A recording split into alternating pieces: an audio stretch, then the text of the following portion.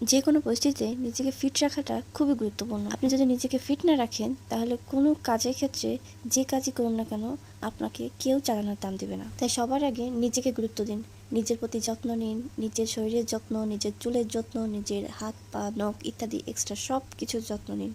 Overall আপনাকে fit থাকতে হবে। আপনি যদি ফিট থাকেন তাহলে আপনি যে কোনো কাজ করতে পারবেন, কাজে মন বসবে। ইভেন যেখানেই কাজ করতে যান না কেন সে কাজে সবার অ্যাটেন্ডেন্স আপনার উপর থাকবে যদি আপনি নিজেকে সেভাবে সকলের সামনে প্রেজেন্ট করতে পারেন। এজন্য সবার আগে নিজের যত্ন, নিজের পরিচর্যা, তারপর অন্য সব কিছু।